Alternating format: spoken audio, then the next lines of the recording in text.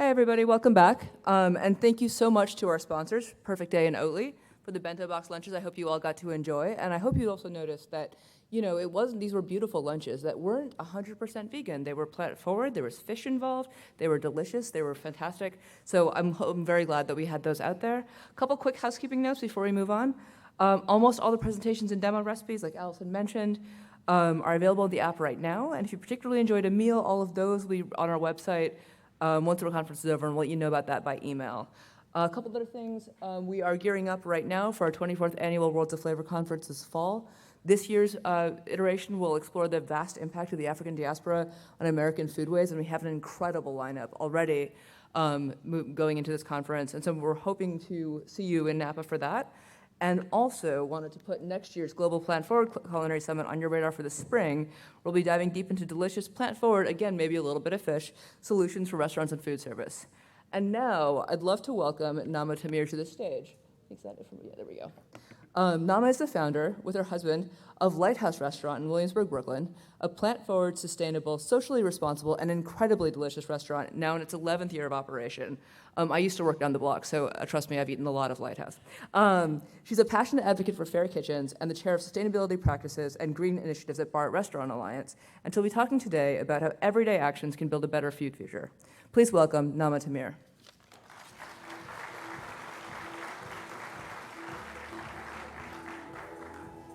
Hi, everyone. I'm Naama Tamir, owner and operator of Lighthouse in Brooklyn with my brother, Asaf Tamir. We opened Lighthouse 11 years ago with a very simple mission: to make good food and take care of the planet. I think that it's this simple statement, this simple mission statement, allowed us to stay on task for all of these years. It's especially after the pandemic and everything that we've been through, having a simple mission is something that is easy to follow, even when things are completely turned around. But I'd like to backtrack a little bit and tell you about the beginning of Lighthouse and our philosophy and everything we came from. My brother and I grew up in Israel in a very agricultural city called Rehovot, where farming and agriculture were actually part of our education. We used to work on a farm once a week, forage for mushrooms and plants and mussels with our parents, and the environment, food, health were all enrolled into one thing. There was an obvious connection between all of those things. And when we moved to the U.S. and New York City in the year 2000, that connection was less obvious than it was growing up. And as most immigrants do, or maybe just many of them, we worked in restaurants. We worked in high-end places and farm-to-table places, in small neighborhood bars, really the entire gamut. And there was a lot to learn. There was a lot to engage and be excited about hospitality and what it meant to be in service. And there was also a lot to unlearn. I think the two things that maybe irked us the most and kind of didn't make any sense is how sometimes staff was treated, mostly back of the house, and the incredible amount of waste that we saw. And so when we started considering opening our own place one day, those were the two things that I think really we wanted to avoid and change, and the paradigm that we wanted to shift from and break. And I can't talk about Lighthouse without mentioning that just before finding our space and opening Lighthouse, we came across Cradle to Cradle. It's a wonderful book in philosophy written by William McDonough and Michael Braungart.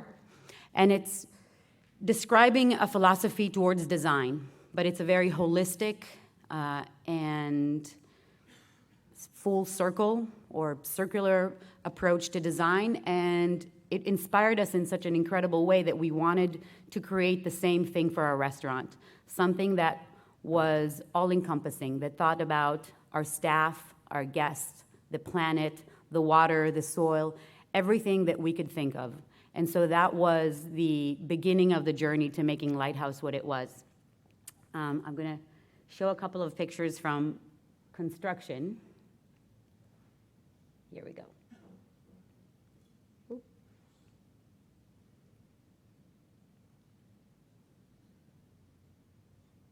So In 2010, we found a space across the street from the apartment we were living in at the time, and it looked very different from the way Lighthouse looks now. But again, with that cradle-to-cradle philosophy and this new understanding of what we wanted Lighthouse to be, we chose reclaimed material, non-toxic materials.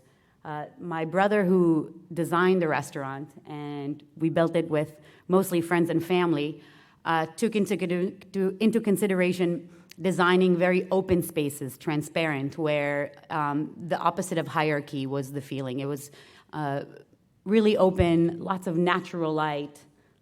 These are fun. And we pretty much did it all ourselves. This was our first chef, and you can really see how it all comes together.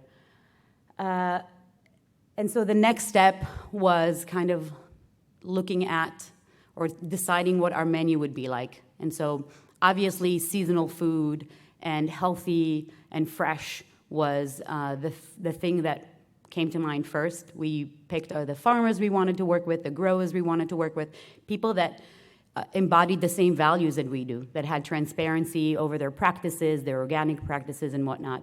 And so we designed a menu that was, this is Lighthouse now. You can see how different it looks.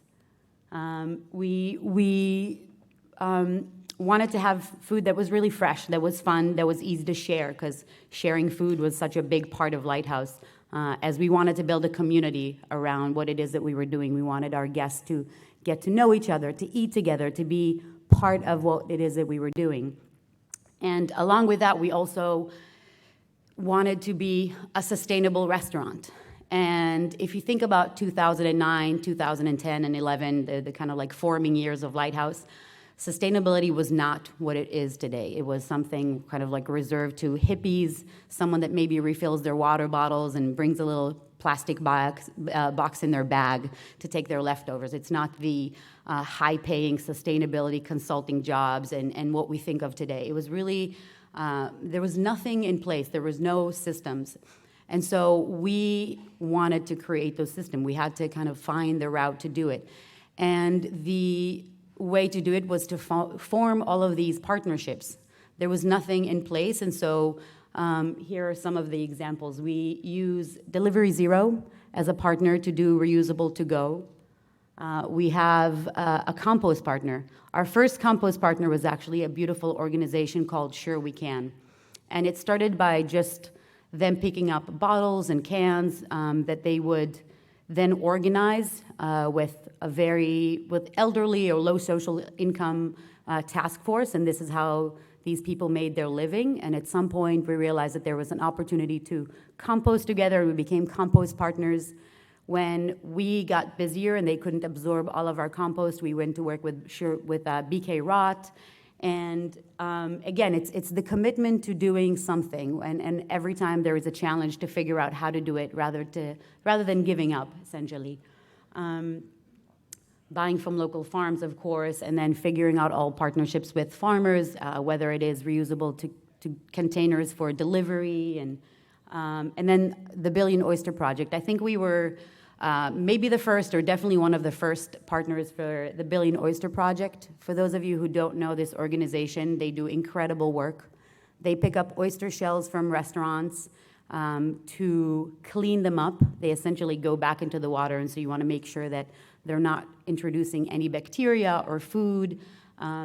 They clean them up for anywhere from 6 months to a year. They spawn oyster larvae in pools in optimal conditions and then reintroduce them to the shells to create artificial reefs in the water. And those actually protect the shore when it storms. There's a little bit of mitigation of the storm, and they also filter the water. Each oyster has the opportunity to filter up to 50 gallons a day. And then they also continue to reproduce on their own. And so in the 7 years that they've been around, the water around the New York Harbor has become cleaner, and there is, you can see animals now. It's really incredible work. They also do a lot of work in education, and really one of our favorite partners. We love oysters. And so when you walk into Lighthouse, what we wanted, especially for those of you who know New York City, we wanted it to embody warmth. We wanted it to have it for the guests that come in, but most certainly for the staff who's there every day. You know, a guest that comes in can spend an hour and a half or two, maybe three, but my cooks and my staff come in on a daily basis, and I wanted it to feel like home to them. The word family and family meal and all of these gets thrown around so often, and we don't really treat these people like family. You know, they're not necessarily eating the same food that we serve guests, and our belief was that if you believe in a healthy food system, then you believe in everyone's right to a healthy food system. We wanted to feed everyone good food and affordable food, not just the 1%, not just the people dining in our dining room. And so our staff gets to order everything that we carry in Lighthouse at cost. They get to order from our menu directly, and we actually even, you know, I mean, if we know that they love something, we'll order it specifically for them. And that's, you know, it's such a small little thing, and it's so appreciated by everyone. Here are some fun pictures of Lighthouse food and events that we've done in the past. We make our own sourdough in-house and challah bread. The sourdough is actually made with a blend of flours. One of them is called Rise. It is a flour made from the leftover of beer making. So hops and wheat. It creates a flour that is high in protein and low in gluten. The sour aspect, of course, makes it more digestible and really, really delicious. And the extra added bonus is in the summertime, it's usually made from ale and pilsner, creating a kind of light and summery bread. And in the wintertime, it's made out of stout, so you have more coffee and chocolate notes. It's kind of fun when your bread changes all of a sudden. This is our cook Toribio. He's been with us for 9.5 years. It's really incredible. And so I guess one of the added bonuses of treating your staff like family and also paying them higher wages. Our wages at the moment, our cooks are getting paid anywhere between $25 and $30 an hour. And they also get revenue share. So when Lighthouse hits the cost of operations, the kitchen gets tipped out of the house. It was something that we wanted to do from the beginning. We certainly couldn't do that, but over time we were able to do that. We also had a real commitment to doing paid vacation. And again, in the forming years of Lighthouse, there was no opportunity, financial opportunity to do it, and so we would seek out production companies that would maybe shoot at Lighthouse for a day, and so we would have the revenue and also pay the staff for their time off. All of that to kind of really say that whatever it is, wherever your industry is and whatever your budget is, it's not so much about what you do. It really is about the commitment to doing things right, to caring for people, and to leaving this planet a little bit better than before. Thank you so much.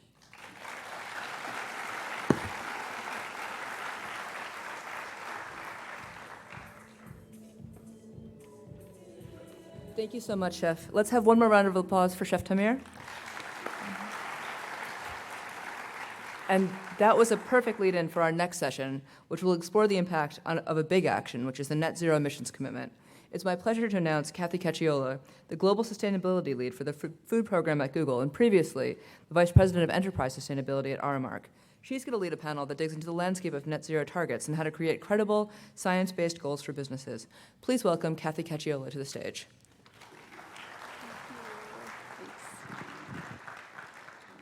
Good afternoon, everybody. We have the pleasure of being the panel that follows lunch, so hopefully we'll keep this lively, informative, and casual, and you'll walk away with something interesting such that you'll want to join us for the breakout session this afternoon as well. So my name is Kathy Cacciola. I'm the Global Sustainability Lead on the food team. You know, when I reflect on where we are with climate, I feel like a few of you heard me talk about this during one of the breakout sessions this morning. We often talk about climate change like it's something sort of far off and distant. And a lot of the effects of climate change are happening right now, and each of us have various experiences with the places that we live, the places that we love, or maybe places at a distance that are more important to people's livelihoods who may be far away from us. But I think the important question for all of us as food and beverage industry professionals is, what are we able to do within the power of our roles and our organizations or our companies to drive change that actually makes that impact that's really needed in the here and now and towards the future? So food and beverage companies have really been working on reducing greenhouse gas emissions for years. I have firsthand experience of the amount of work that goes into driving initiatives, doing an inventory, public reporting and disclosing, and all of that work is super, super important. What's interesting is in the last 2 years, we've seen a swell of corporate commitments, specifically around setting net zero commitments aligned with the Science Based Target Initiative. And I think the question is, well, why? Why now? What's changed? What's different? And what are the details of some of those commitments? And how are companies actually activating against those? We've talked a lot about plant-forward and plant-based, and we all know that's a core component, so we'll talk a little bit about that. But during our breakout session as well, we'll dig a little bit further into the details of some of the net zero commitments. So for the 45 minutes that we have today, I'm joined by a few different presenters, and then we'll have a panel conversation. So Brent Loken, who I'll welcome up shortly, is with the World Wildlife Fund, and he's the global food lead scientist. Brent will talk a little bit about the environmental imperative at hand, and then Brent will hand it off to Melanie with the World Business Council on Sustainable Development, and Melanie is the manager of Food and Agricultural Pathway. And then Julia Jordan will come up on stage with me as well with the Compass Group North America. Julia is a senior director of sustainability, and we'll have a conversation for about 20 minutes, and then we'll close out. And then again, if you're interested enough, please join our breakout session later this afternoon. So without further ado, I would like to welcome Brent Larkin up on stage. Thank you, Brent. Thank you very much, Kathy, and thank you everybody for being here. It's an honor. Kathy said that this panel was going to be fun, informative, and informal. I'm not sure if my presentation is going to be fun, but it will be informative. I think some of the message that I'm going to share with you is not necessarily that much fun to hear. But before I begin, in terms of talking about food in a 1.5C pathway, let's take a quick stock take of the planet. These are all headlines from the last 12 months. Climate crisis of the world is at its hottest as it has been for the last 12,000 years. Global ice loss is now catching up to worst case scenario predictions. June heat wave in BC last year was the deadliest ever, followed by the rainfall event of last May, also in BC, which was absolutely historic and mind-boggling. You're starting to hear words like that describing these extreme weather events. India and Pakistan just experienced this crazy heat wave with temperatures reaching almost 50 degrees Celsius, completely blowing expectations about what people thought was possible for heat, and also testing humans' ability to be able to live in these places. There was an unthinkable temperature spike within Antarctica in March. Temperatures were 70 degrees above normal. And I'm sure you've seen the headlines from the past 24 hours with they just closed Yellowstone National Park because of what they're calling weather events like they've never seen ever. They're not sure when it's going to open again. And there's record and pretty historic wildfires out in the West. I think these events, they're not historic anymore. They're never events. They're things we have never seen before. Now, a stable Earth is really, really, really good for us. And if you look at the last 10,000 years, it's that straight line that you see. We've enjoyed a relatively stable climate, and that predictability has allowed us to flourish and thrive. And pretty much all of the great things that we have accomplished, from arts, humanities, to agriculture, everything has been accomplished, much of it during this time, because we've had a stable climate. You can predict when the rains come. You can predict what's going to happen from year to year. This is changing.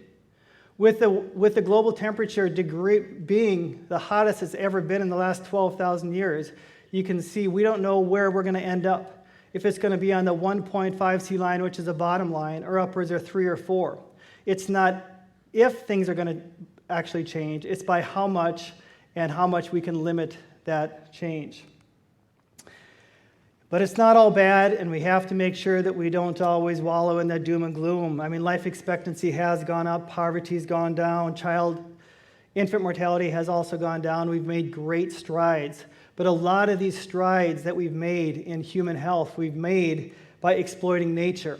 exponential increases in greenhouse gas emissions, energy use, tropical forest loss, water use, ocean acidification, fertilizer use. And clearly, when you think about exponential curves, they start out really slowly, but they get very, very large over time and very quickly. And clearly, we can't continue on this course. At some point, we have to start bending those curves. So what does food have to do with all of this? Most of you are probably well aware of this. We know the health impacts of food, from obesity to with hunger on the rise right now. Multiple facts from COVID to the current war are actually driving that. Food is the leading cause of death, and I don't think any of us wants to suffer through another pandemic, but if we don't change the food system and how it is produced, the chances of that go up. Oh, these are the old slides. Okay. And yet we're continued to be marketed these foods, such as these foods and also candy to kids. And this is something that we're also going to have to change. And if you're talking about influencers, you guys are great influencers, and I'll hit that at the end in terms of we're going to have to start competing with the Kylie Jenners and those folks, because they're the ones that are really garnering the really large follows online. The environmental impacts are also just as great.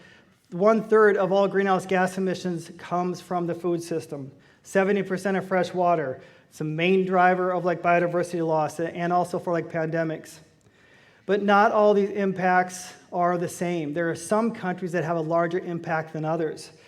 Now, what this is showing is that how many Earths it would take if everybody on the planet ate like somebody from that particular country. If you look at Argentina, if we all ate like Argentinians, we would need 7.42 Earths. From the UK, 3.98. From Turkey, 2.11. It's only India and Indonesia that are eating within the global footprint, within that one planet footprint that we should all be eating within. The US is sitting at about 5.5 Earths. So what should we be eating? We've talked about this a lot. These plant-rich, plant-forward, plant-based, whatever we call it, diets, is not only good for our health, it's good for the environment as well. You've probably seen a lot of this. This was something that we worked on with the Eat Lancet a number of years ago, and I'm not sure if Walter is here today, but he was the one that drove this in terms of coming up, what is the optimal food that we should be eating for our health, and lo and behold, it's also good for the planet. But here's the current intakes that we're seeing in so many parts of the world, and it is this disparity that I was talking about before. That orange circular line that you see over that is too much, under it is not enough. So if you look at North America, it's overconsumption of almost every single animal source foods. And if you can find the wedges for nuts and legumes and other foods, you can hardly find them in there. So it's overconsumption of a lot of the foods that have high impact and underconsumption of others. Whereas in so many other parts of the world, like Africa, you see a completely different story, and there's this inequality with food consumption in different parts of the world, which is something that we have to wrestle, we have to tackle, we have to change, because food is a human right.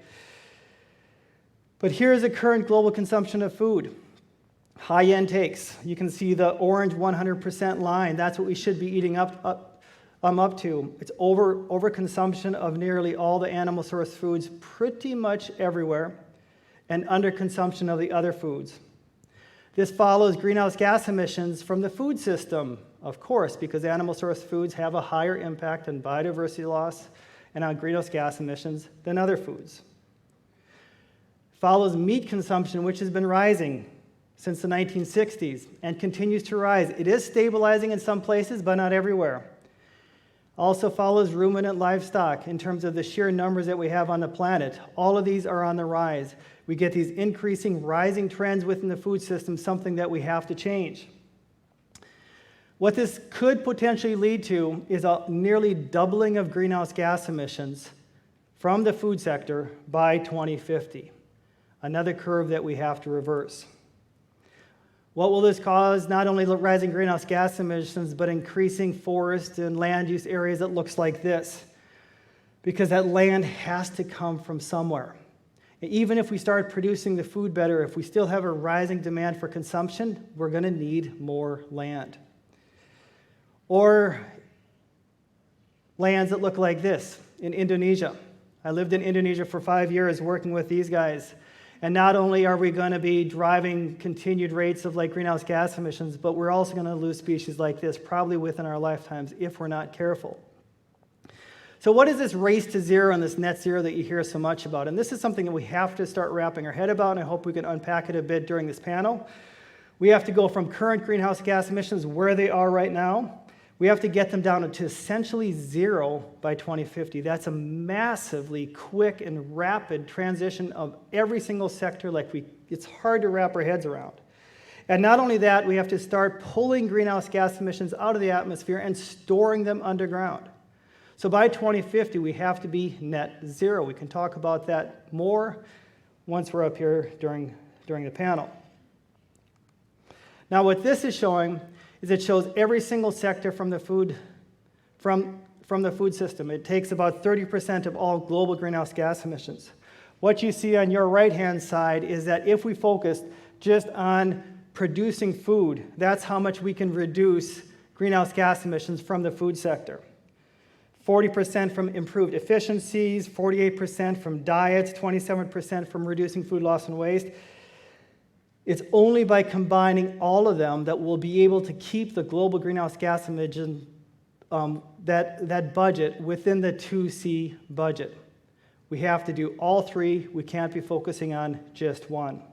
If we don't do anything, and if we change all other sectors, what will happen is food-based emissions by themselves will consume all of the greenhouse gas emissions budget that we have left.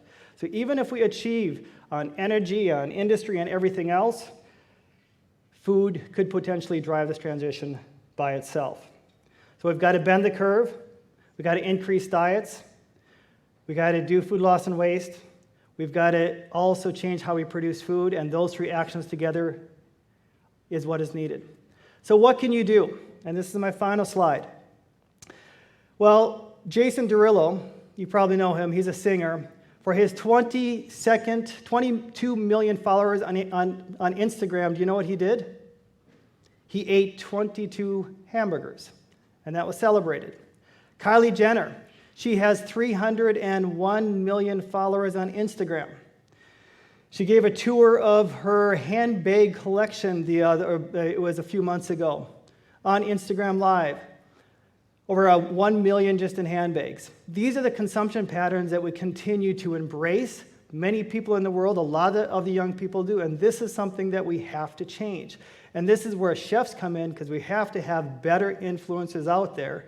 We have to make sure that the act of consuming too much is no longer celebrated. So what can you do? Open that too difficult box, please. Talking about food and food systems and diets can be hard sometimes. Don't be afraid to open it up. Don't wait for the zeitgeist, but create it. And chefs are front and center in terms of doing that. Don't wait for permission from somebody. Just go out and do it. Lead by example. We can't ask others to do it if we're also not willing to do it. And be that relentless leader, because this can be really, really hard work. You can wake up some days and get really depressed. And don't rely on hope, rely on that relentless energy that you need to get the job done. Food is one of those wonderful things that empowers every single one of us. It gives us agency. The power is on your plate, it's on our plates. Now we just got to go do it. Thank you, everybody.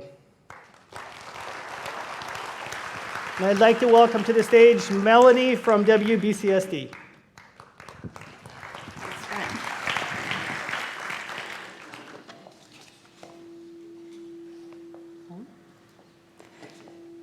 Am I getting some feedback? No? All right. Hi, everyone. Thank you so much for having me here today to speak about net zero emissions and the role that food companies and chefs can play in the urgent sustainability agenda that we have before us. I'm Melanie Levine, and I'm a manager of food and agriculture at the World Business Council for Sustainable Development, or WBCSD.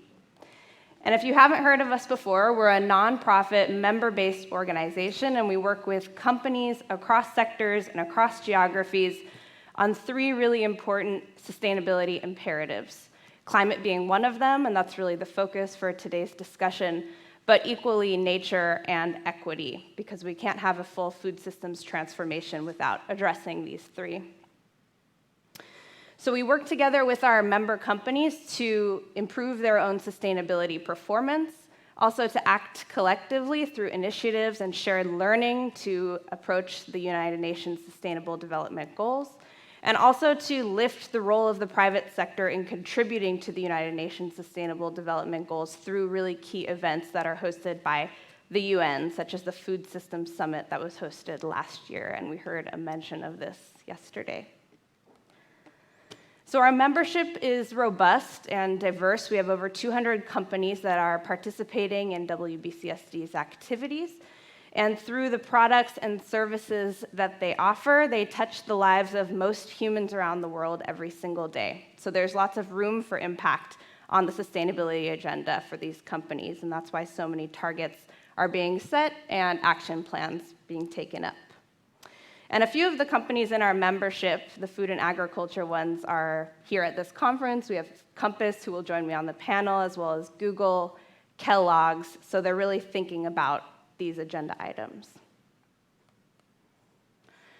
And we have a shared vision to create a world in which over 9 billion people will be living healthfully and within planetary boundaries by 2050, which is the date that Brent also mentioned earlier on, and the date that we're all looking at in terms of our greenhouse gas emissions reduction targets. And we published a sector roadmap, a food and agriculture sector roadmap that highlights some of the really key activities that food companies can take on independently, and also ways that we can act collectively to achieve these goals. So to reiterate some of the points that have been brought up throughout the conference, there are so many contradictions in terms of the food system as it currently looks, and there's no longer room for a business as usual mindset.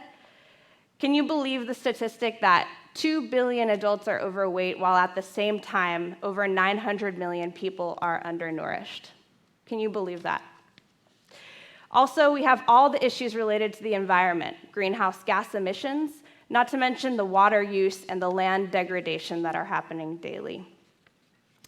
And conversely, 1/3 of all food is being wasted somewhere along the supply chain, and food waste and tackling it is a really key lever for mitigating these greenhouse gas emissions.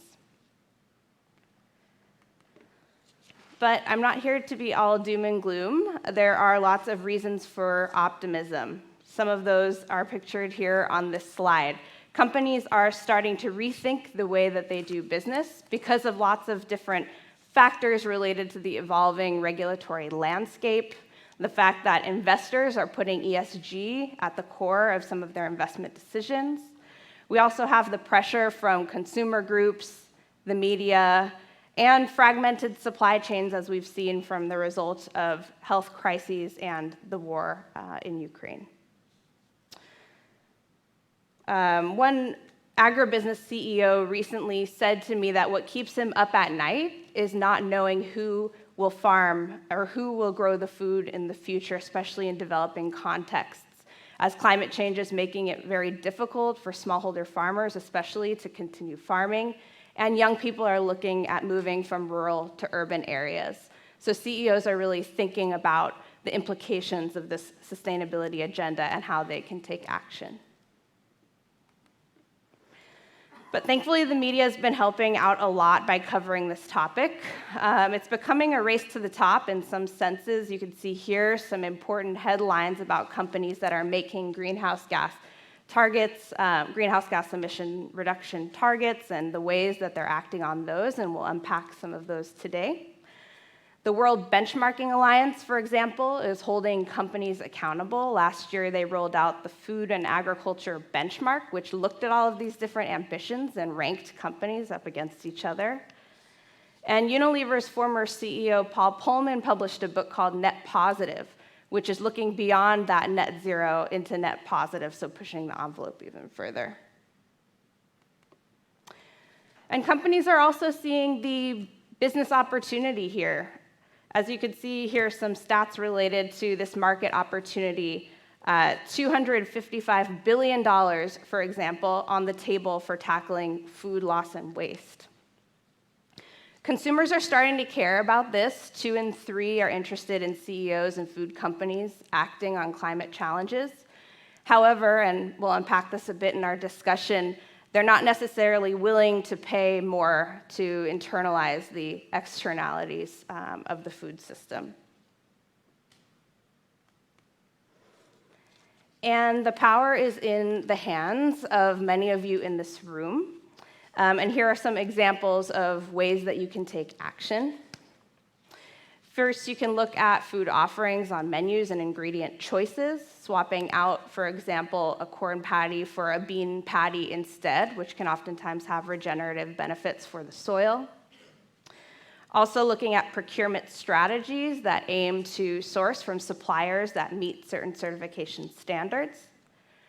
As I've discussed, minimizing food waste is a big one, both in terms of through procurement and making sure that you're buying the adequate amount of food that you use and no more, but also through portion sizes and what's left on diners' plates. Signaling to consumers that they're a part of the sustainability journey. Offering information to consumers is only one possible way of getting people involved in this, but groups like the Cool Food Meals Pledge through WRI are looking at this and how to engage consumers in the journey. And then lastly, offering consumers a first really good experience with sustainable and healthy food choices. As we know, consumers are more willing to explore and try new products when they're dining out rather than when they are cooking them in their home.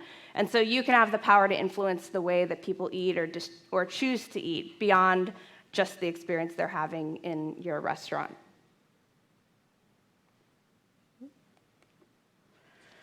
So at WBCSD, member companies were really interested in learning more about consumer behavior change, which seems to be a really hot topic at this conference. And we used the RARE Center for Behavior and the Environment's 6 levers for consumer behavior change, which might include food or menu architecture, social influences like the influencers that Brent mentioned earlier, as well as financial or material incentives and emotional appeals. And we considered consumers outside of the US, also in Europe and in Asia, where a lot of consumers are used to eating things like tofu alongside meat in the meals that they consume. And we found some really interesting findings. Some of these are repeats from earlier in the conference, but just to reiterate that there's an untapped retail lunch segment related to plant forward. There's also the opportunity to make beans a more appealing product for people to consume in their dishes. But at the end of the day, it all comes down to taste. Taste is king across all consumer groups. And this is where you all come in, the opportunity to give consumers a really memorable and tasteful experience that doesn't have to be less than what they have when they're eating meat. We also looked at promoting responsible meat versus, or responsibly sourced meat versus other types. So some of these hold true not only for plant-based foods, but also for diversification of protein sources. So what's next for businesses looking to take action? First, it's necessary to identify what your link to the food system is and what your greenhouse gas emissions look like across scopes 1, 2, and 3 of the greenhouse gas emissions protocol, and we'll be discussing this a bit on our panel. Set science-based targets that reflect the true value of food, and this starts with the baselines or understanding what you currently emit. Developing and implementing solutions, and you can learn from other companies. There are lots of really good case studies out there and examples of strong action. And you can also speak up, bring your voice, both your successes and also your challenges, to global convenings where these topics are being discussed. And last, let's collaborate to deliver at scale. And we'll talk more about that in our panel and breakout. So thank you so much for your time.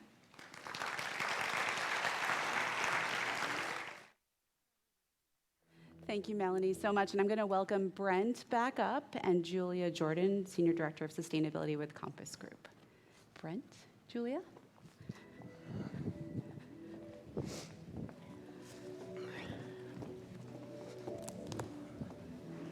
All right, you're in the Makes right me want to place. go camping looking at the We're very mindful of the clock. So, Allison, if we're not paying attention to the right clock, please let us know before you pull us off.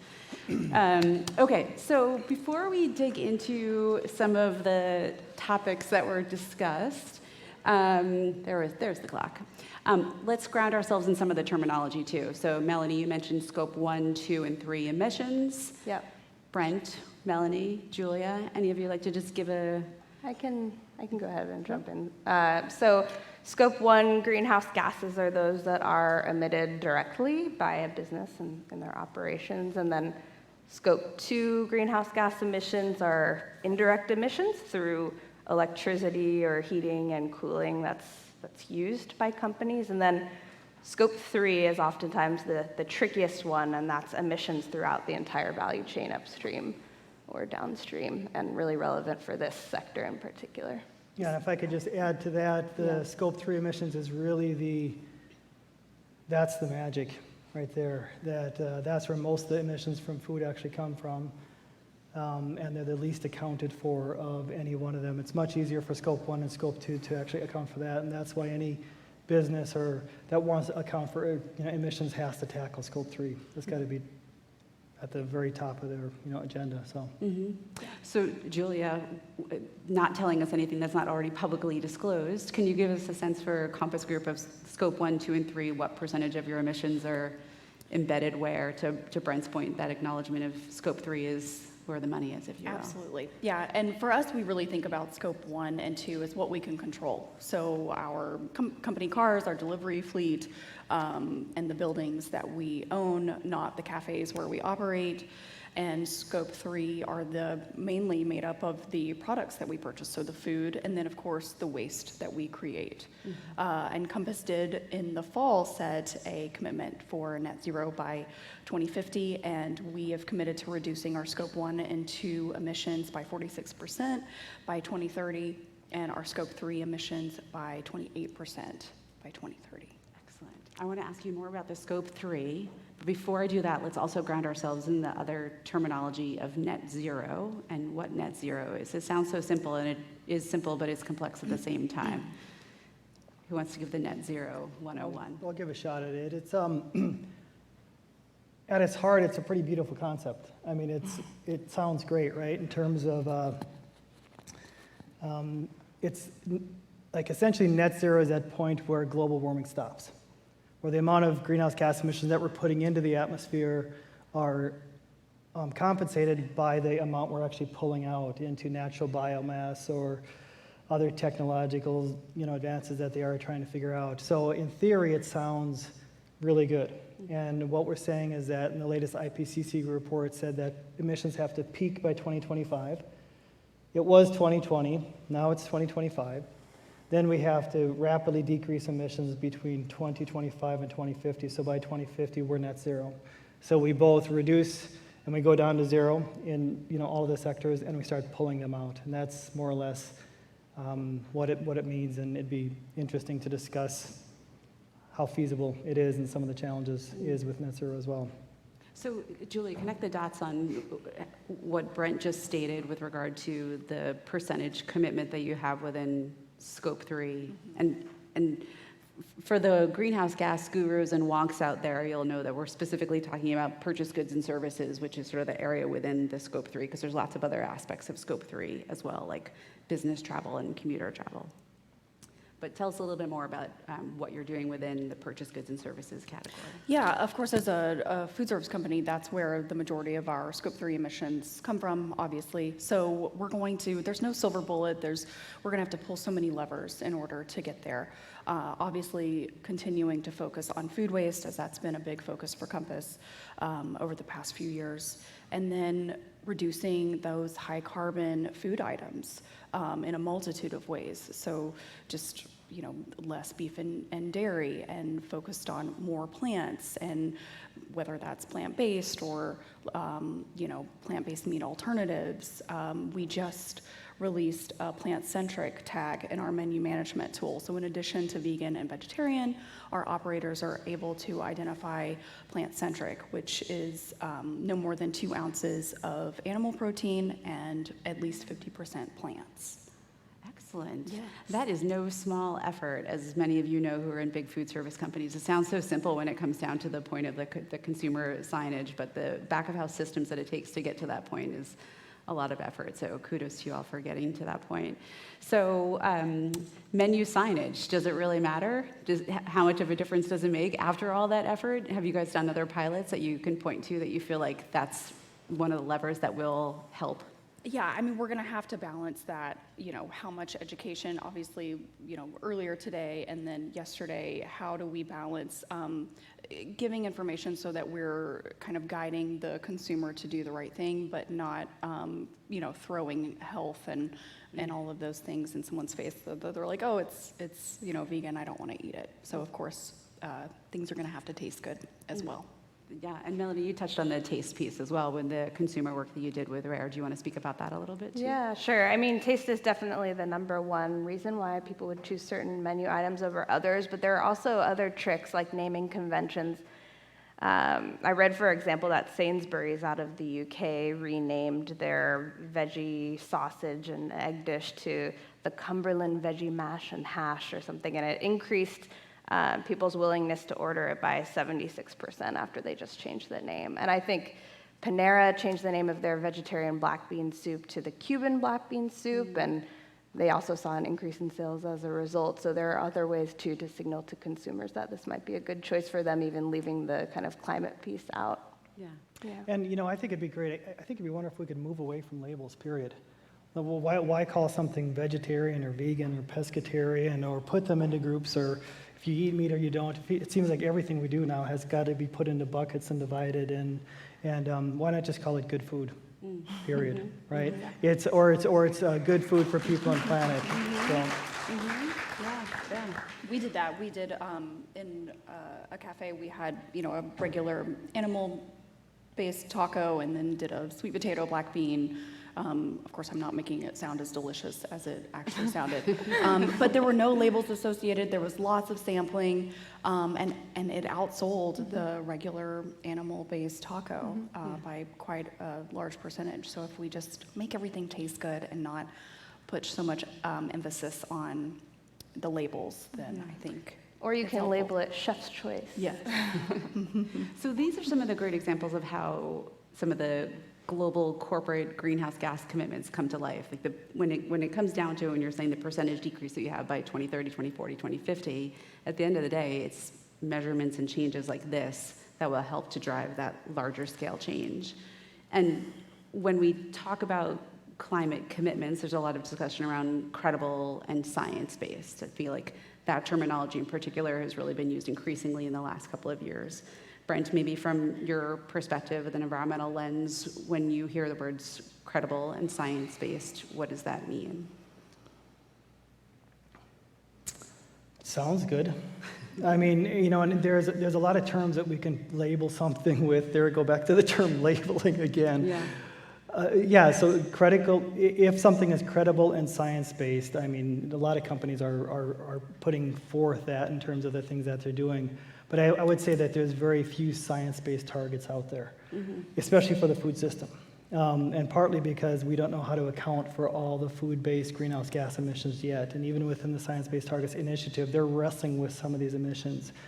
And it's not just about carbon dioxide, it's also about methane, it's about nitrous oxide, it's about all these other gases that we are pouring into the atmosphere that we're not accounting for yet. So even the greenhouse gas emissions that countries have to actually account for under the Paris, we still don't know how to adequately account for all food-based emissions. So I would say we're tending and trending towards science-based, but we're not there yet. And even the concept of net zero is problematic, because net zero still means that a company can emit greenhouse gas emissions. It doesn't mean they have to reduce it. They might say, well, I'm going to continue, I'm not going to change any practice. I'm just going to restore some mangrove over here, and that's going to store so much carbon dioxide, so I don't need to change anything. I'm just going to divert that attention, somewhere else.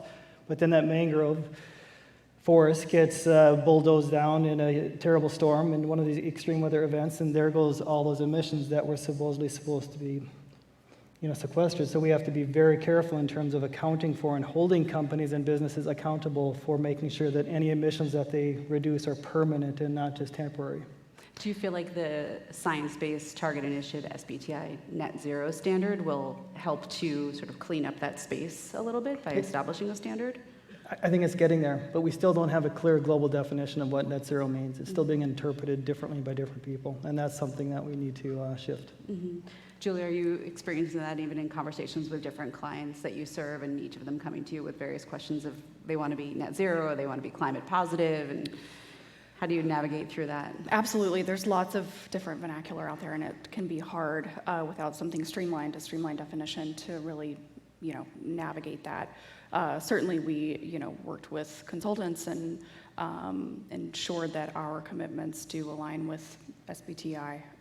But in talking with clients, it can kind of be a little bit of a dance to get down to what is it they're actually, looking for. Mm-hmm. And then how about who's really willing to make the changes? So we've been talking a lot about what changes are necessary, and there's that tension between the consumer taste, the price point, bringing people along the journey. You're probably bringing clients along the journey as well. We are, but we're also having a lot of clients saying, hey, we've made this commitment, what are you guys doing? So it's nice, it's refreshing to kind of be in that partnership with them. And then Melanie, for WBCSD, what type of engagement do you do with companies to help them on this journey? Yeah, I think an important element, just back to the question about the science-based or credible claims, I think establishing baselines and making those public is a really important element. And then also not only saying net zero by 2050, but what about near term, what about midterm, and what's the action plan to actually reach those targets? And so we do a lot of work with our companies around what's that path to net zero look like, and how can you make sure that those are sort of transparent and accredited by a third party. Okay. And one of the challenging things, just building upon this, is we have a very good sense at the global level in terms of what's going on, in terms of the global emissions that we need to reduce by when, what is the pace and rate of change that we need to do it in. But where it starts to break down is when we start to downscale it down to individual countries. Well, what is the responsibility of the United States versus Kenya versus Indonesia? And then when we start to downscale it down to individual business, it gets even harder. So it's that step from global targets downscaling down to everybody's collective responsibility, and then putting that jigsaw puzzle together to add it up and see, does all this add up to make sense? We have a lot of work left to figure out if that's going to come together. And where might we be over counting or under counting in certain areas too? Or double counting. Yeah. So why now? Like I mentioned in my opening remarks, companies have been working on climate reporting and initiatives for, in many cases, decades. But the last couple of years, there has been this swell with net zero commitments. So what are some of the reasons that we're seeing that swell now? Well, I think the regulatory environment is really starting to catch up with the problems at hand. We've seen the new proposed rule out of the U.S. SEC related to climate-related financial disclosures, and particularly for publicly traded companies, but also what are the implications for private companies in their supply chains or for their suppliers that may end up feeling the pinch or being asked to offer this data to those companies that will now have to report. And so it's sort of pulling the whole sector along, I would say. That's one aspect. Mm-hmm. For us, we've certainly been looking at this for a while, but it's time to act. The proverb that we discussed yesterday about the trees, we should have been planting trees, 20 years ago. And we recognize as, a large global food service company, the role that we play and the responsibility that we have to really do the right thing. Our, guests are essentially saying this is now becoming kind of pay to play. This is an expectation. Investors are looking at this, and then clients are asking about it, or they're making their own commitments and want their partners and suppliers to do the right thing. And on that supplier piece, how much are any of you seeing suppliers influencing their partners throughout the supply chain? I think that's been an area that there's been a lot more activity lately of establishing requirements of your suppliers. Yeah, and we're certainly going to be looking at it and having those supplier conversations, and we're going to have to. We can't do this alone. No company can achieve this alone. So we're really going to need to lean on our suppliers to help us along this journey. Mm-hmm. And it goes beyond even the suppliers, but within a company, pretty much every department, there are implications related to this changing way of doing business. Like, how is the CFO now thinking about greenhouse gas emissions? Research and development divisions have to think up some really innovative ideas that can be then, trickled across the whole business. So how can we, engage the procurement teams, but also the finance teams, R&D, to address this challenge? And we're seeing this in individual countries as well. I mean, Denmark is making really great strides here. Like the city of Copenhagen is making sure that all its public procurement meets certain greenhouse gas emissions and biodiversity loss regulations, and they're forcing all their suppliers to do that. And when we look at public procurement, that's a massive amount of food, which goes into the system every single day. So that's somewhere where we can have a huge impact. Yeah. Some of those bigger levers are the ones that we should definitely be focusing on. And so in the limited time that we have left, one piece of advice that you have for others who may be on this journey of thinking about setting a net zero commitment or in the process of setting a net zero commitment? Maybe I'll go ahead and start. I guess from the WBCSD perspective, my advice would be to look to other companies that are making similar targets or operate within the same space as you, because a lot of those are transparent and can be a good place to start on your journey. So we're not, acting as one company alone, but as part of a collective group, sort of navigating this territory together. You're not alone. I think, you can't manage what you can't measure. So really getting that baseline and understanding what the starting point is, and then figuring out what levers you need to pull to reach that goal. Excellent. Brent, take us home. I think I probably already gave my advice at the end of my talk, but I've got one Let's more. Let's reinforce it. Say it once, say it twice, say it 3 times. Set a target and then double it. It's not, the original target you set is not going to be ambitious enough. Yeah. So you have to go further, and that's everybody's just got to get into that mindset. Yeah. So the intention of this session was to talk a bit about the what and the why, and the breakout session we're going to dig further into the how. So if you're interested in sort of peeling the onion back further, having a conversation with the panelists here, as well as Kate Hanley, who's the Global Climate Strategy Leader at Aramark. Kate will be joining us for the breakout session this afternoon as well. So we're going to end with 24 seconds to go and give that back to the team for the next session. So join me in thanking our panelists. Thank you.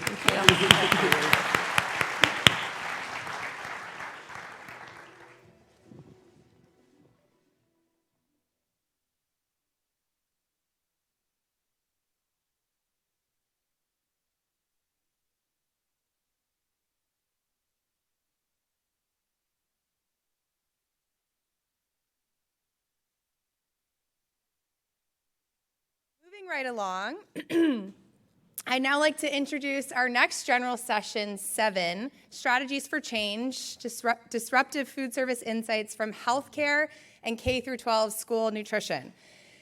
These are 2 sectors, as we all know, that have weathered unprecedented disruption throughout the pandemic, but that hasn't stopped 2 incredible organizations, Healthcare Without Harm and the Urban School Food Alliance, from pressing on to chart a new path forward when it comes to prioritizing health and sustainability. So you'll be hearing from 2 individuals from those 2 organizations for this next session. Our first speaker, Emma Sirois, is the National Director of Healthy Food and Healthcare Program at Healthcare Without Harm. She's based in Portland, Oregon, and has over 20 years' experience working toward the development of a healthy, sustainable, and equitable food system. The CIA and Healthcare Without Harm have been strategic partners for several years now, and we love supporting their annual healthcare culinary contests and other efforts to encourage healthcare facilities to embrace a plant-forward future. Over to you, Emma.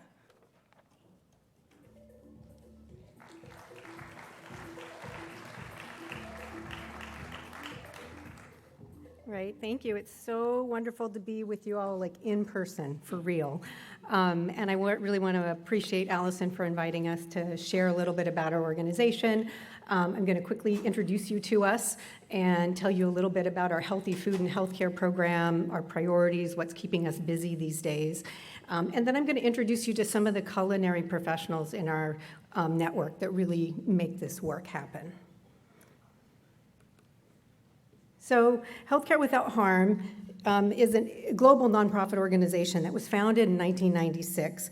And we were founded on the premise that as the only sector with healing as its mission, healthcare has an opportunity to use its ethical, economic, and political influence to create ecologically sustainable, equitable, healthy communities. So our mission is to transform the healthcare sector worldwide so that it reduces its environmental footprint and becomes a community anchor for sustainability and a leader in the global movement for environmental health and justice. So Healthcare Without Harm, oh, this isn't advancing. So Healthcare Without Harm's Healthy Food and Healthcare program got its start in 2005, and we've been working to harness the influence and the purchasing power and the investments of the healthcare sector to advance the development of a health-promoting, ecologically sustainable, and socially equitable food systems. And we believe that hospitals are influential institutions in their communities, and they have the power to affect social, economic, and environmental determinants of health, and they have the opportunity to promote greater sustainability, equity, and health in the ways that food is produced and processed and distributed, consumed, and wasted. So as part of our program, we model strategies, we create tools and resources that support healthcare facilities and clinicians to become leaders in shaping the food system, one that aligns with their prevention-based healthcare system. We then use these examples to scale the practices across the country through our campaigns and our membership organization called Practice Green Health. And we currently engage about a third of hospitals in the US, so that's about 2,000 of the 6,000 currently operating hospitals in the country. And we do this through place-based activities, demonstration projects, a lot of grant-funded activities in regions across the country, as well as through this national network of about 1,400 member hospitals in our Practice Green Health network. So we use as our foundation the idea and the concept of environmental nutrition. So environmental nutrition holds that healthy food cannot be defined by nutrition quality alone. It's the result of a food system that conserves and renews natural resources, advances social justice and animal welfare, builds community wealth, and fulfills the food and nutrition needs of all eaters now and into the future. So I want to spend a little bit of time just orienting you to some of the priorities that we're working on. So we work and support hospitals in improving the food systems, both within the walls and on their campuses and within their communities.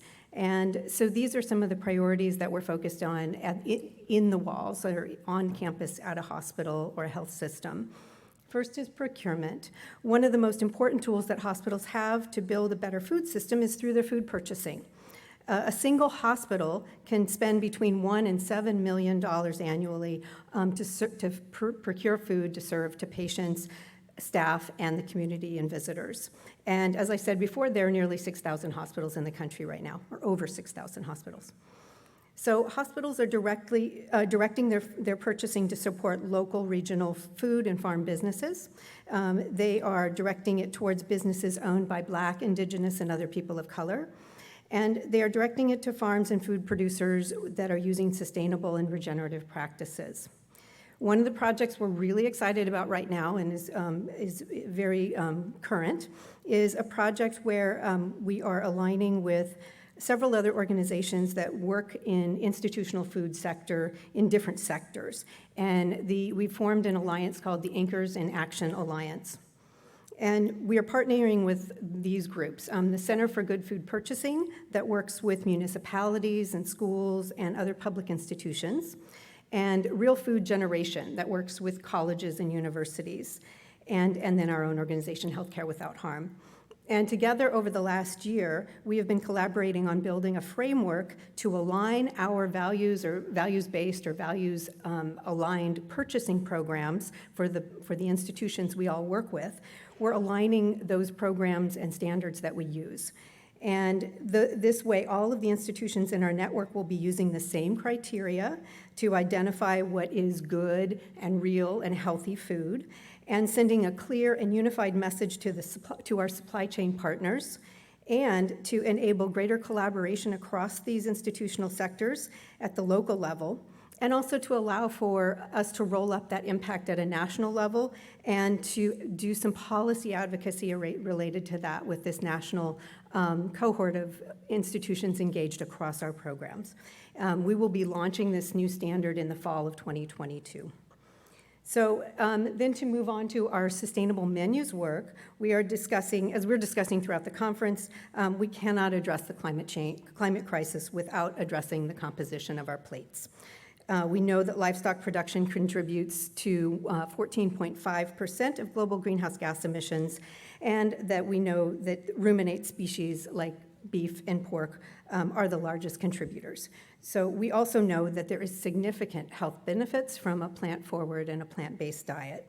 So through our Plant Forward Future program, we work with hospitals to reduce the animal proteins that they serve and shift them to a plant-forward menus and food service. We provide comprehensive toolkits and with resources from a variety of organizations and partners and campaigns to support them in developing these programs. We also partner with the World Resources Institute to engage the healthcare sector in their Cool Food Pledge, and I think you've heard that mentioned here today as well. We are currently working with a cohort of 67 hospitals and growing that have committed to reducing their greenhouse gas emissions from the food they're purchasing by 25% by 2030. And this target aligns with the Science-Based Targets program that you just heard about. So we are also really excited to partner with Menus of Change on the Healthcare Culinary Contest, and we'll talk more about that in just a minute.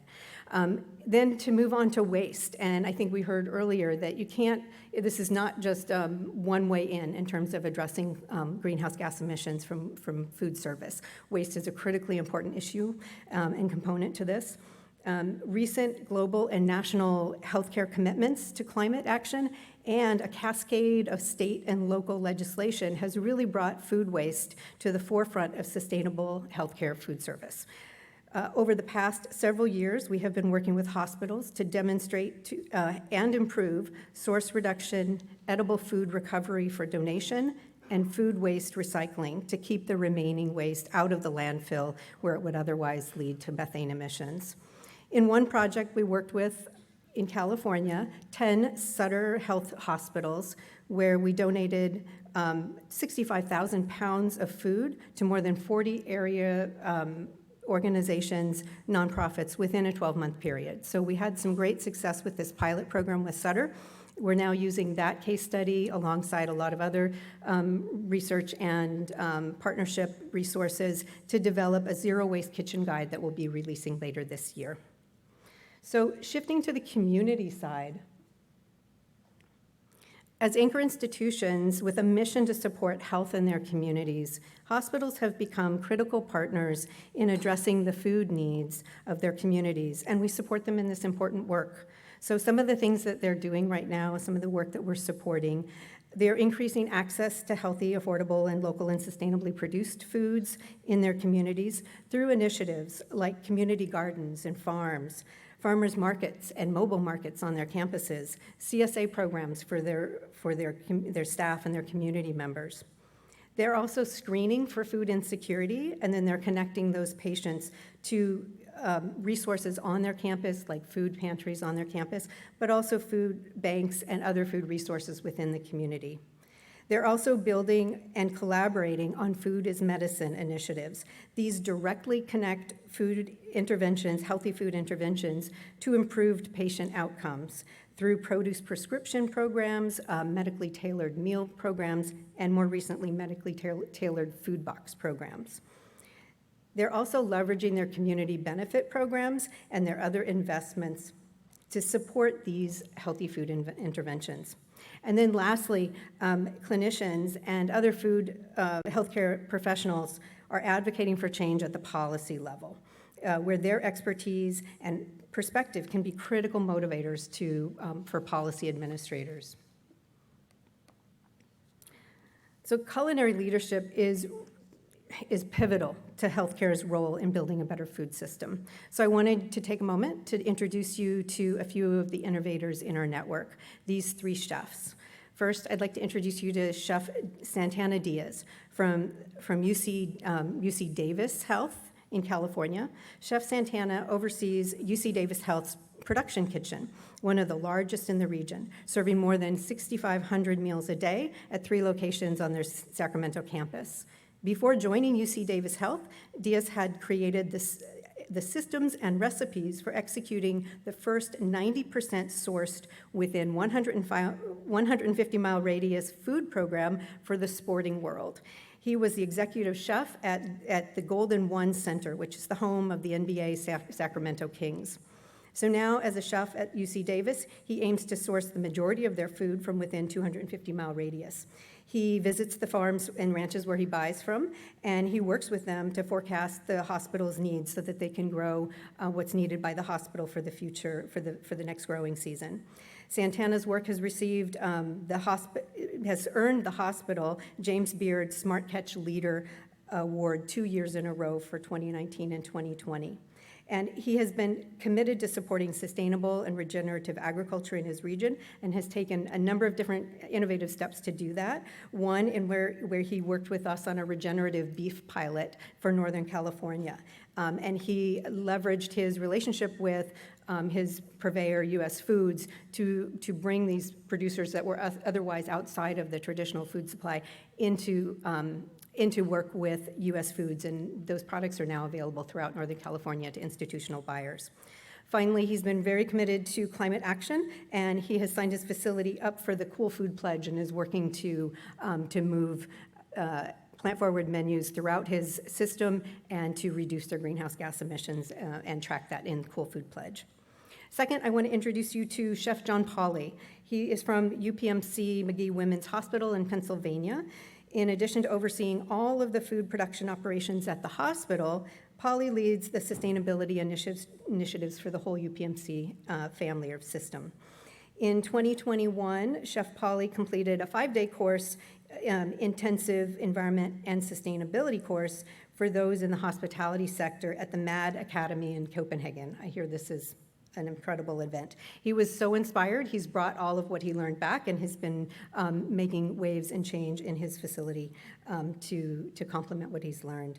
Chef Pauley says his philosophy is sustainability has to be delicious, what we keep hearing over and over again. He writes seasonal menus in order to create plant-forward dishes that reduce the hospital's climate impact. He has also signed his facility up for the Cool Food Pledge, and they have reduced their greenhouse gas emissions by 18% over the last 3 years.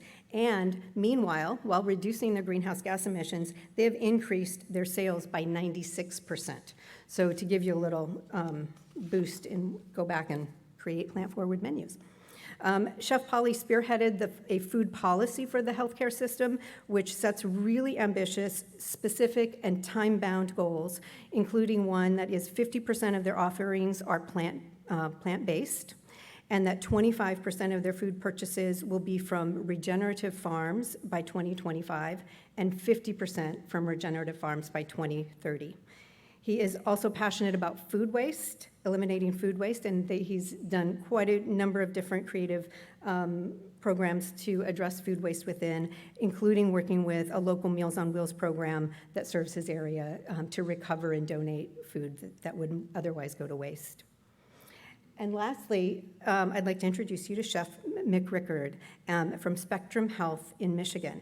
After 26 years as a farm-to-table chef in restaurants and large events, Chef Rickard joined Spectrum Health, a 15-hospital system in Michigan, as their executive chef in 2019. He brought with him experience in working with small and local farms and purveyors, as well as a robust set of relationships with those local farms and bakeries and others. He joined their team just at a time when leadership was making a commitment to increasing their purchasing with local and diverse minority and women-owned businesses across the hospital. And so Chef Rickard stepped in and led their food service department and achieved very significant results on local and diverse spending. The food service department has set really increasingly aggressive purchasing goals over several years now, and they were aimed both at increasing their total local and diverse spend and increasing the number and amount of money that was spent with those diverse vendors. To do this, they engaged and created a team from across the hospital. So they pulled in supply chain, they pulled in sustainability, they pulled in their DEI office, they pulled in frontline cafeteria workers who live in the community and they felt would have even more connections to local businesses. And they brought this whole team together to develop a solution for increasing their local and diverse portfolio. They addressed the limitations in their contracts to make sure that they could purchase more local and diverse vendors, and developed business terms and practices that really worked for these small vendors. And between 2018 and 2021, they increased their local and diverse spend from 3% to nearly 25%, going from $375,000 spend in 2018, going to $3.2 million spent within the community in just 3 years. And within this 3.2 million, 1.2 was with women and minority-owned businesses. So in all the time that I have been with the Healthy Food and Healthcare Program, which is like 14 years now, I've really seen the leadership of the culinary staff accelerate and increase. And I think we cannot underestimate how their focus on deliciousness is really accelerating this work and expanding this work to people that wouldn't see themselves as environmentalists, but are willing to eat a really healthy, delicious, plant-forward meal. So lastly, I just want to close with our healthcare culinary contest that Allison mentioned. For the last 5 years, we've been partnering with Menus of Change. Did it start? We've been partnering with Menus of Change to host this annual healthcare culinary contest to challenge chefs in the healthcare space to create plant-forward dishes that are tasty, sustainably sourced, and suitable for the healthcare in terms of cost and ingredients. The contest really is designed to create buzz and to honor the chefs driving change. And so I would like to introduce you to our contest winners this year, Chef Shakiba Zamazada and Dan Hess from UW Health in Wisconsin. And we had an opportunity to honor them at our conference, Clean Med, our annual conference, just 2 weeks ago, and they couldn't be here with us today. So I brought with me a video, and we'll see if this will play. Maybe not. Here it comes.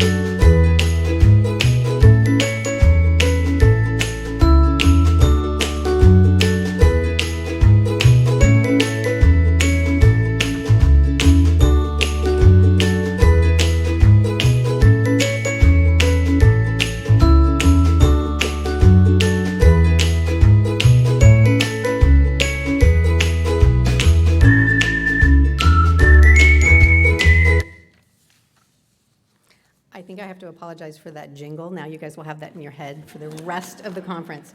I really appreciate your being here today and your attention. And if you work in a healthcare setting, you work with hospitals, please come talk to me. Thank you.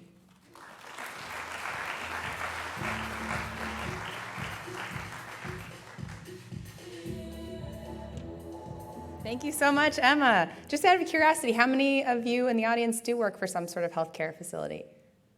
Okay, so we have like a good handful. So if you haven't already been working with Healthcare Without Harm in some capacity, hopefully you will talk to Emma to see how you can get involved. Our next speaker is considered one of the top experts in the field of child nutrition. Prior to joining the Urban School Food Alliance as executive director, Dr. Katie Wilson spent 23 years as a school nutrition director, 5 years as executive director of the Institute of Child Nutrition, and 2 years as deputy undersecretary of Food, Nutrition, and Consumer Services at USDA, appointed by President Obama.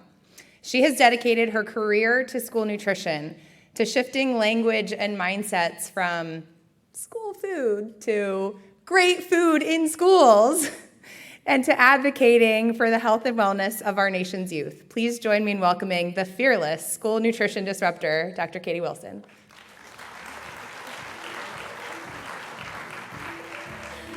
Oh, great. Thank you for that introduction, and I'm going to live up to that. I am the fearless person in school nutrition. I've been there about 40 years. Can't you tell? It's Wisconsin's beer that keeps you looking young. Just want to let you know that. But so when I hear about Wisconsin, I gotta love that. So I'm here to talk a little bit about the Urban School Food Alliance and a little bit about school nutrition. And the last breakout session, I did start to talk a little bit about what's going on in school nutrition.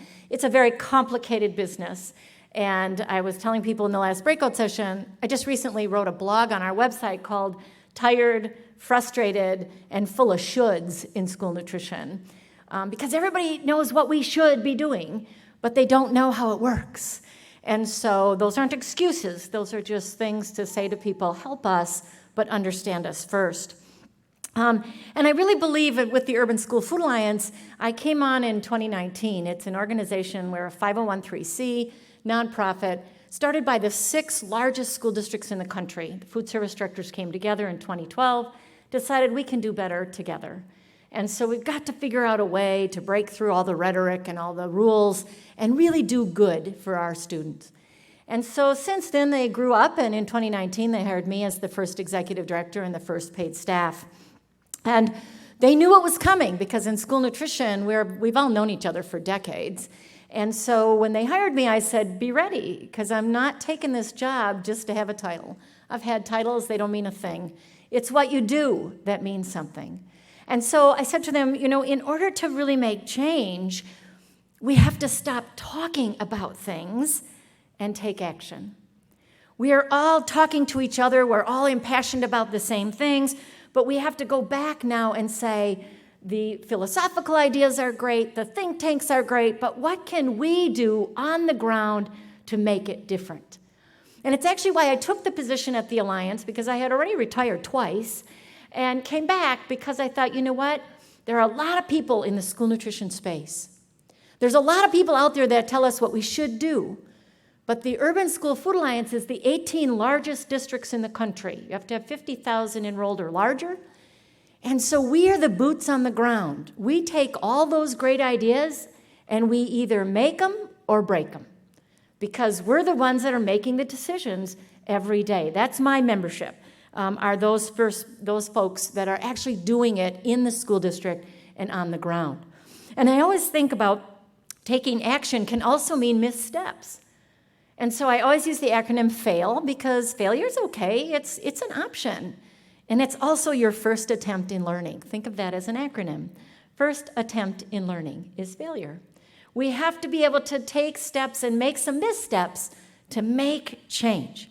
So let's talk quickly about the Urban School Food Alliance, and I'll talk to you about some of the things we're actually doing. 3 years ago, I took this helm and was really impassioned by their passion to think that those folks ran this organization all those years by themselves and what they tried to do. And I won't get into the nuances of school procurement because it's so layered in rules and regulations that the fact that these people came together and decided they could try to do something across state lines was almost unheard of. And I'll talk to you in a minute about something we're doing that shows just how difficult that really is. So our mission is to leverage our collective voice to transform school meals. You see, I'm not saying improve school meals, because I was a school nutrition director since the mid-'80s. And I will stand up for a school nutrition program any day, any time. Because in the early and mid-'80s, we already had fresh fruit, vegetable bars, all you can eat. That's not new. We already were doing farm to school. That's not new. It was the degree of the directors that got together that made a difference. And so these programs, when we say we want to improve school food, you're putting the idea in the head of the public that the food in schools isn't so good. And it's actually Chef Bertrand Weber in the Minneapolis School District that coined the phrase, Katie, it's not school food. It's good food in schools. And we have chefs in lots of our programs. Any of you that are interested, it's a great job. No holidays, no nights, no weekends. And you have summer up sometimes. So I'll recruit while I'm here. But so it's really this whole idea of who are we in school nutrition and what do we do? So here's some of our numbers. We're 18 of the largest public school districts in the country, as I said. We offer meal services to nearly 4.2 million students a day, which is about 715 million meals a year. Our districts spend approximately $926 million on food and supplies across the country collectively. Now, we don't do the buying, but think of that as us coming together to transform school food. Think of that, 400 million pounds of chicken alone. Can we change the marketplace in chicken?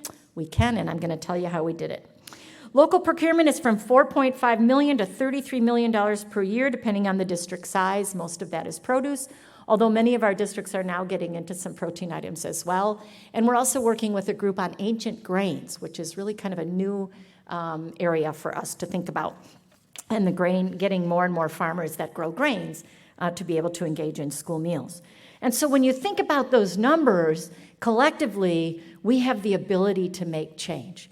We have an access to 4.2 million kids a day to change their preferences, to change their ideas and their ways of consuming food. But let's start with increasing the influences. What's really happening out there in the marketplace? In school nutrition, we are on a per meal reimbursement rate from the federal government. That's how we make our money. We have to be self-sustaining. The school district cannot support us. Matter of fact, if you lose money in your school nutrition program, you're not a very good food service director in the eyes of your school board because they don't want to use their public dollars to support you. It's a federal program. And so we've got to get those kids through that line in order to keep it financially stable. So how do I do that when I have a commercial marketplace that is everything different than what I'm doing in my school system? So there are so many dietary patterns. The food system as a whole, what's out there? What's being marketed to kids? What are they exposed to? Community economics are another issue that are some of the influences in our school systems. I've actually had parents call me and were so angry that we had chicken nuggets on the menu because that's what they were getting every day at home, and the kids were mad that they were getting that twice a day. And so these are the kinds of things that happen because of the influence of the community in which we are sometimes there. Another influence is public health. I've heard all along yesterday and today, and I agree 100%. When we tell kids that what they're eating is unhealthy, oh, give me a middle school kid. How many of you have them? You know what they're going to do? Go get it. Just to show you they can. When we put nutrient analysis on our menus, because that was a real big deal for a while in schools, calorie counts, nutrient analysis, they shunned it. They shunned all that food. They didn't want anything to do with the healthier options. The way you menued it, what you called it, all of those things came into play. One of the things I fought against in my school districts was talking about obesity. Nobody wants to be obese or labeled obese. I want to talk about a healthy lifestyle. I want to talk about improving my athletic ability. I want to talk about feeling better every day when I get up. I want to talk about being better in the classroom and exceeding academically. And all of this lends itself to good food. And so these are the kinds of things we want to talk about. And of course, we need to create a new narrative because I have fought the perception of school meals since the day I was born. And so when you meet me out at the reception today, please don't say lunch lady. I think lunch lady is the most derogatory, negative, horrible comment people can ever make. I'm not a crazy old woman running around with rubber gloves and a spatula. We are highly educated. I have a PhD. Many of the directors are registered dietitians and chefs, and we are highly educated people in the field of child nutrition. And so this is the narrative that we have to begin to change in school meals. So what's driving some of these choices? I think that, we have to make it trendy and cool. When I was a new director in a small rural school district in Wisconsin, they had a really bad problem. They had open campus. We had about 20% participation rate at the high school, and we didn't have any fast food restaurants in our little town. So I thought, what is going on? So I went to the local bakery and the local grocery store, and I kind of hung out and saw what they were doing. And then later on, we did get a Subway, so I went and hung out there, and I thought, well, these kids are ordering the exact same thing every single day. They don't want 10 variety choices in my high school. They wanted the exact same sub sandwich that they were buying every single day. Or in the grocery store, many times what they'll come out with is a can of energy drink and a bag of chips. That's what we're up against. So we began to create these kinds of things in our school nutrition program, like a build your own subline. That's very doable in school nutrition. And so we had to really change the narrative for the kids. Again, getting away from this is what's healthy for you, you need to do this, you need to eat this. But signs like this, I love this. I found this actually when I was up at on an Indian reservation in northern Minnesota. And so this is what they were talking about, is nature's wonderful pharmacy.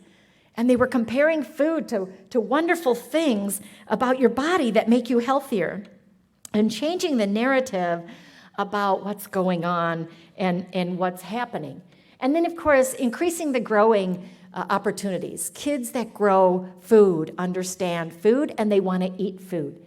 In my little district, one of the first districts I ran, and we had a little school garden, every grade grew something else, and of course they wanted to eat it. Could we use it in the school lunch program? Well, no, there's a million rules why you can't eat it in the school lunch program.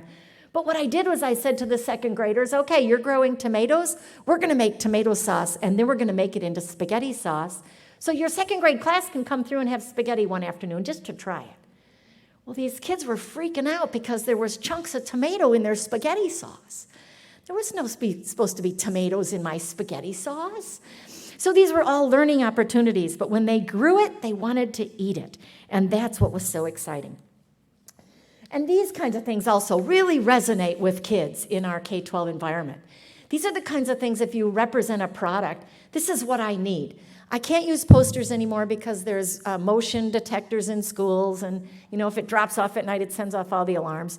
So we need these kinds of things to help educate kids. It looks like they're coming to the state fair or to the county fair, and we bring the farmer in and let the farmer showcase what products they have and then what we're using and what we're cooking there in the school district. And these were some that I thought were really excellent marketing tools, because think of what the marketing is on the outside in the commercial marketplace that I'm up against. Sometimes I've talked about sugar in breakfast cereal, and I'm a champion for getting sugar out of breakfast cereal. It is horrific what we market to children in breakfast cereals. Go during the holidays to a grocery store and see what's at eye level for a child in the breakfast aisle, in the cereal aisle. I don't need Hershey Kiss breakfast cereal. I don't need Reese's Peanut Butter Cup breakfast cereal. But this is the marketing I'm up against. And when I talked to some of the companies that produce it, I said to them, when you put a cartoon character on some of the cereals that you have that are better for you, then I'll stop talking about this. But it hasn't happened yet. So these are the kinds of marketing tools we really need in school food service. So what are strategies that we're using in K-12? Culturally appropriate meals. It is not a requirement. It's what we choose to do to serve our customers. We have some of the most diverse populations in our urban school districts, and these customers need the food, and they want the food, and they want their children to get access to healthy food. And so we have really worked hard with the different cultural groups in our communities. Our school districts are known for this, where we have everything from halal to kosher. We certainly have gluten-free, all kinds of things that are going on that are culturally and medically appropriate as well for our students. Again, not required, but chosen because that's the customer base. We went from meatless Mondays to vegan days and vegan days. You've heard all of this. I said in the breakout session earlier today, way back when Meatless Mondays started, we loved it. We were all for it. But it was such a pushback, such a negative pushback. And if you remember what happened to Oprah Winfrey when she went and said something, one statement about the beef, eating too much beef, they sued her. I can't get sued like Oprah Winfrey can. So we are really careful how we do this. So we called it Magnificent Mondays. And kids are like, what's magnificent? And we said, the flavor profiles you're going to get today. Okay, cool, I'm in. And so these are the kinds of things we have to talk about. We've heard a lot today about vegan, and when you call it vegan, they think that you're taking something away. We don't do that. We really try to change some of that language for these kids in particular. And if you let the kids come up with the labels, it's even better. I had a group of kids in Michigan that I worked with, and they came up with football to the NFL, different team names for all the different additives you could put on your oatmeal, all the different toppings. And so your oatmeal could be based on different NFL teams. We had more kids coming for oatmeal in the morning. It was crazy because they wanted to build their NFL team. So these are the kinds of things that really work. And so we have to come together and procure together like a chain restaurant. And that's what we've done in the Urban School Food Alliance. We have a huge chicken project that we're working on right now because the Urban School Food Alliance started by coming together and creating a compostable round plate with a square in the middle for the milk carton. It is now available nationwide to any district that wants to use it. We've brought the price down when our group buys it.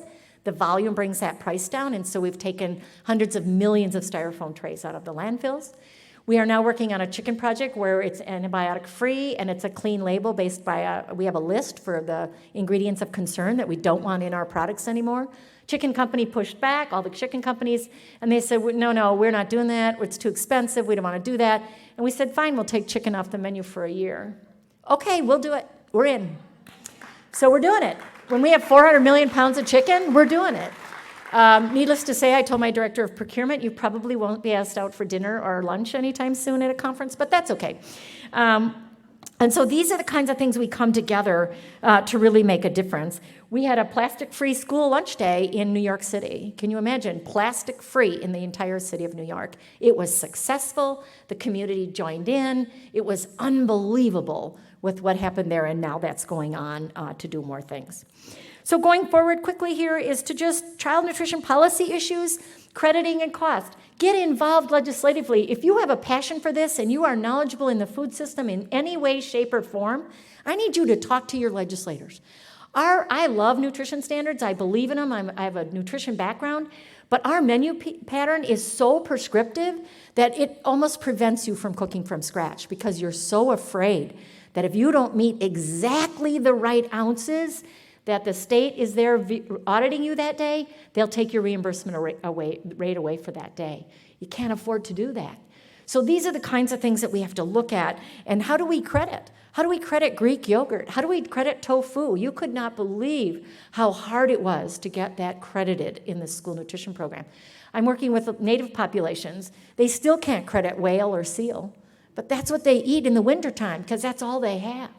And so these are the things we have to think about. Food and nutrition education in schools, there's no standard K-12 curriculum. There's no requirement for it. And we still keep trying to say we should do better. Okay, well, who's teaching these kids about doing better? We're working a lot in food waste, also trying to get rid of food waste in schools. And then also we share all these best practices in the Alliance, which means don't reinvent the wheel. We can do this together. And finally, I have developed a plan, taking those small steps. We've talked about that here in the last couple of days. Bringing together all the stakeholders. I loved Matthew's statement yesterday about where's the farmer when we start talking about all of this. We hosted a webinar in Boston for farmers that want to get engaged in the Boston public school system. 42 farmers. They had no idea how to procure. They had no idea how to get their product into the school system. So again, we tell farmers we should, but we've got to take action and help them do it. And so bringing in all of those stakeholders, getting engaged with your local district. Go visit your school nutrition program. It's a public program. Your tax dollars are there paying for that program. Go get engaged on a wellness committee at your school and help us reimagine and celebrate these successes. And I'm going to leave you with this quote. This is a chef from Wisconsin. She was at UW-Madison and now took over a small rural district in Wisconsin, which I love, when really highly qualified people do that. And she is the president of the Wisconsin School Nutrition Association, and she says, this is not the time to force yourself to do the things you've always did. It is not, if it's not working, accept it and give yourself permission to do it differently. And this ambulance is actually an organic farm that comes to the Madison Farmers Market, and that's how they transport their food. What a great concept, right? And so that's what I'm going to leave you with, and thank you so much for listening.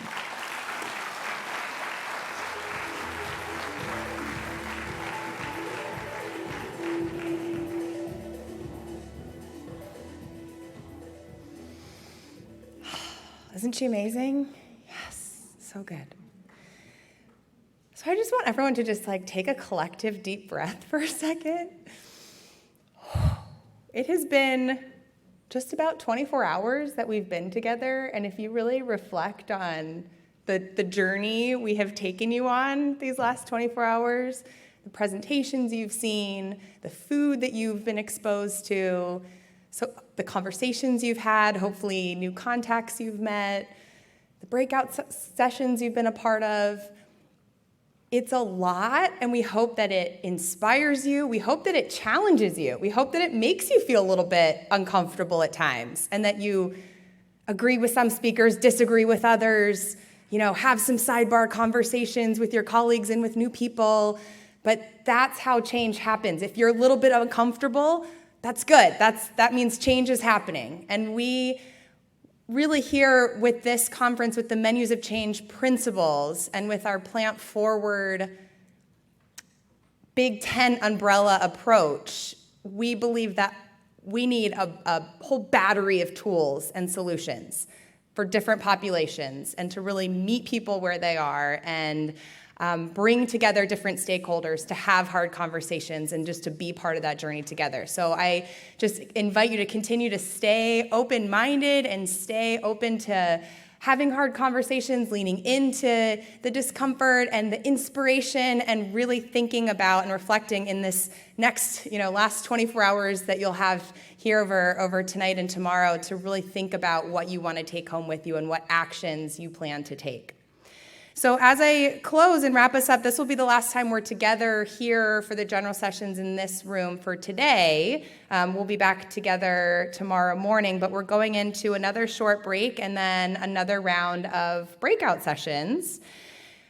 The map is up here. Hopefully you found your way around campus okay for the first round of breakout sessions. We do have staff members around directing people, so just ask if you're not sure. But if you're in the B3 or B4 breakout sessions, you're going to be here in this building downstairs. If you're in B1, that's in the Danny Kaye Theater in the library. And if you're in B2, that's in the other Ecolab Theater. We know that's confused people. This is also Ecolab Theater, but there's an Ecolab Theater in the admissions building. And if you're not sure which session you selected, it's on the back of your name badge. So right now, the networking break is sponsored by New Wave Foods and the wonderful company, and the breakout sessions will start at 3:45, and then that'll lead you right into another wonderful reception from 5 to 6 this evening, and we hope you enjoy the rest of your time this afternoon and the evening in the beautiful Hudson Valley. Thank you.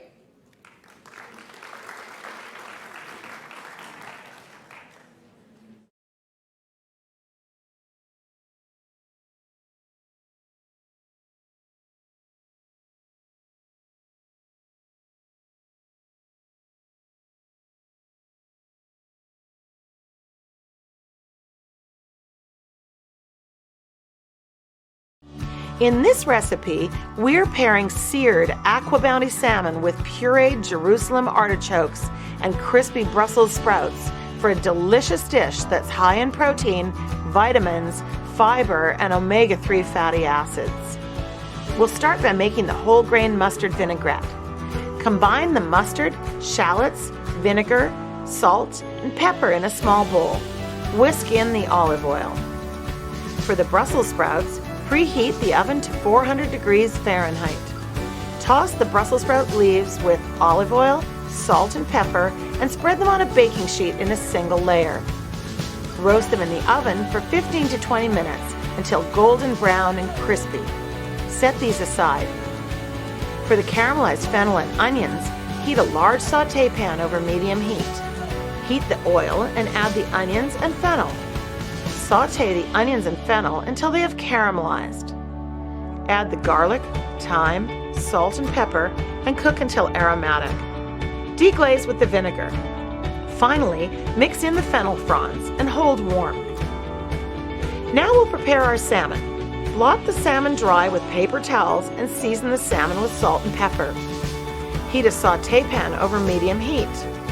Add the oil and heat until the oil begins to shimmer. Carefully add the salmon skin side down and let it cook. I'm basting with the oil at the bottom of the pan. Cook until the skin crisps and the salmon is cooked through about a quarter of the way. Turn the salmon and let it cook on the other side to desired doneness. Remove the salmon from the pan and let it rest for 2 minutes. Now we're ready to plate. Smear the sun-soaked puree around the edge of the plate. Place a spoonful of the caramelized fennel and onions in the center. Top with a piece of salmon, sprinkle with Brussels sprout leaves, and drizzle the plate with the vinaigrette. There's our delicious seared salmon with Jerusalem artichokes, crispy Brussels sprouts, and fennel.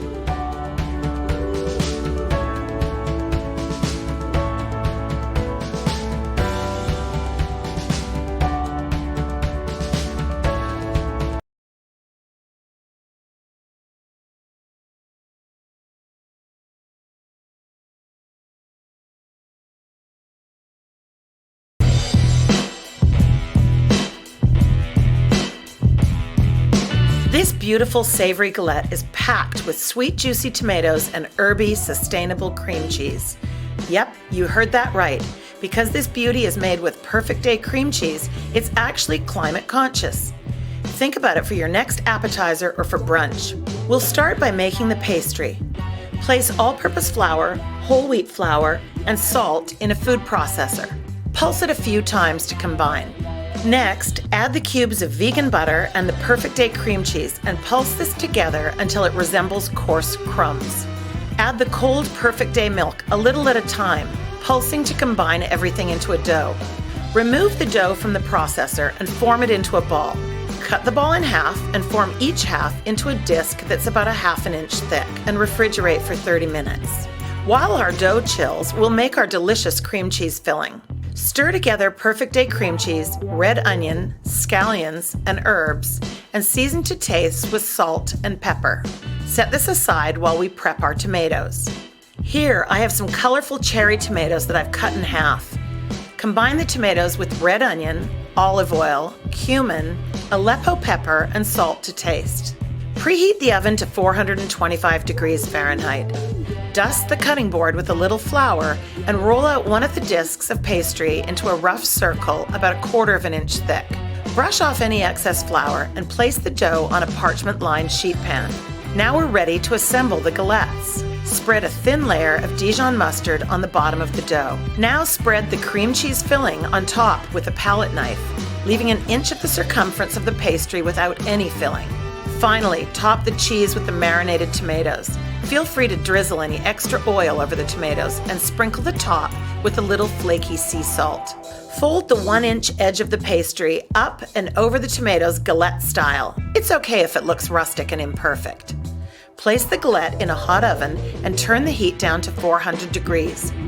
Bake the galette for 25 to 35 minutes until the pastry is golden brown and the tomatoes are collapsing and bubbling. Garnish with a chiffonade of basil. The flaky crust, creamy filling, sweet tomatoes, and tangy mustard is such a delicious combination. This galette is fabulous, served hot, warm, or room temperature.